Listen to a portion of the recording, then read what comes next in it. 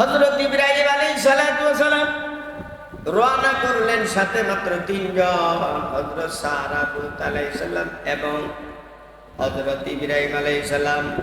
Baghdad থেকে উনি যাবেন শাম দেশে, মাঝখানে মিশর, মাঝখানে হলো বাগদাদ, মিশর, শাম।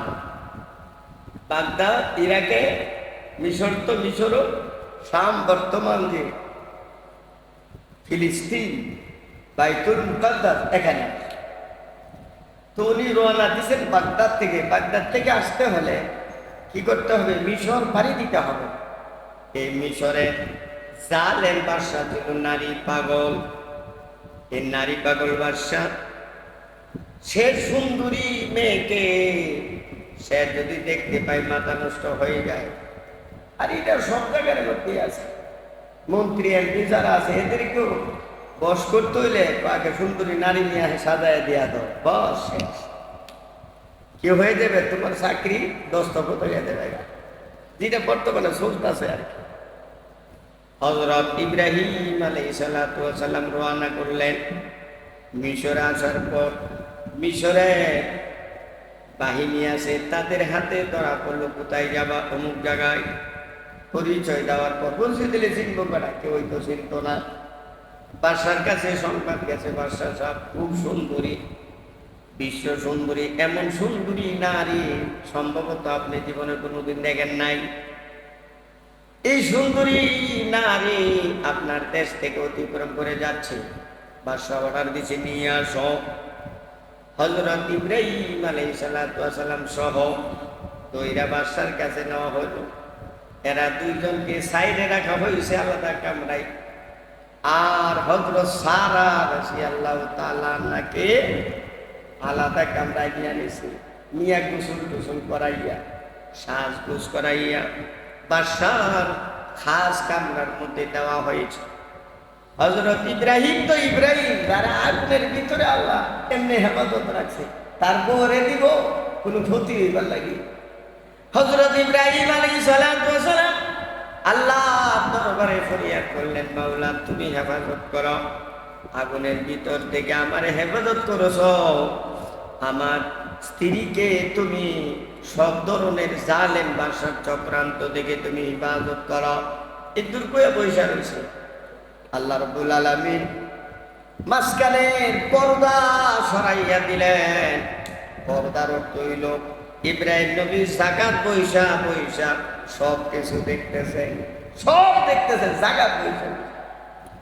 বাদশা হযরত সারা রাদিয়াল্লাহু তাআলা আনহার প্রতি হাত বাড়াইতেছেন দরবার লাগি। সারা শুধু এতটুকু বলছে, আল্লাহকে ডাক দিলেন, মাওলা গো, আজ পর্যন্ত আমার ইজ্জতের উপর, আমার সতীত্বের উপর কোনো আক্রমণ হয় নাই। আমি আমার স্বামী ছাড়া আমাকে ব্যবহার করার অনুমতি কাউকে দেয় নাই। আজকে আমি অসহায়, তুমি আমাকে ইবাদত করো। হাত বাড়াইছে, গেছে গা অবশ হইয়া, হাত একবার লুলা হয়ে গেছে, অবশ বুঝেন তো। এখন তো হাত উপরে শক্তি নেই। যেমন আমরা সব জিঞ্জি ধরলে যেমন হয়ে জায়গা, জিঞ্জি ধরলে শক্তি তা হ্যাঁ, ওই জায়গাও শক্তি। বেড়াগিরি দেখাবো তা জিঞ্জিতে ধরে উঠে বয়ে থাকে কয়েক ঘন্টা, পরে উচ্চার চলন দেন। ইডই যদি কয়েক গুণ বাড়ায় হয়ে যায় প্যারালাইসিস, খবরই থাকবে না। এটির বাইরে গেলে কই চলবে, অবশ হয়ে গেছে গা।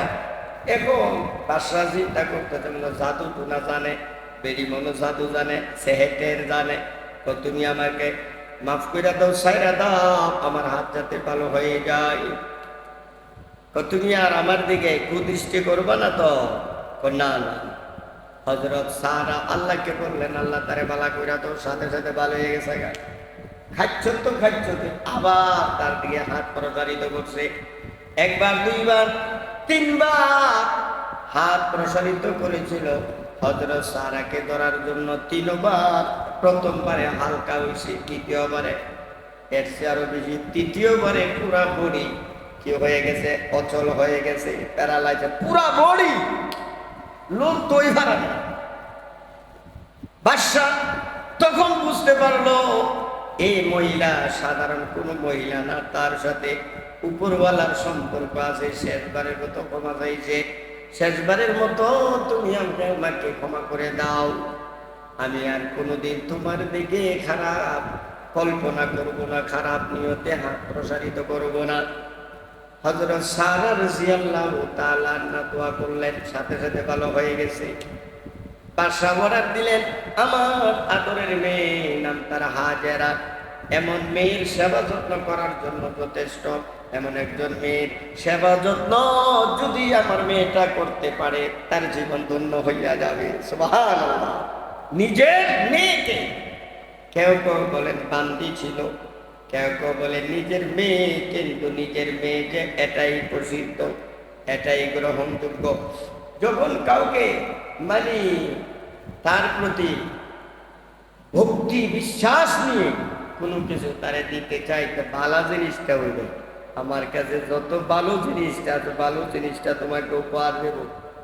হযরত সারা রাদিয়াল্লাহু তাআলা আনহাকে বলে দিলেন, মা গো, আমার এই কলিজার টুকরা মেয়ে নাম তার হাজেরা, অত্যন্ত আদর যত্ন করে আমি তাকে লালন পালন করেছি। আমি মনে করি তোমার সেবা যত্ন যদি করতে পারে, সে ধন্য হইয়া যাবে।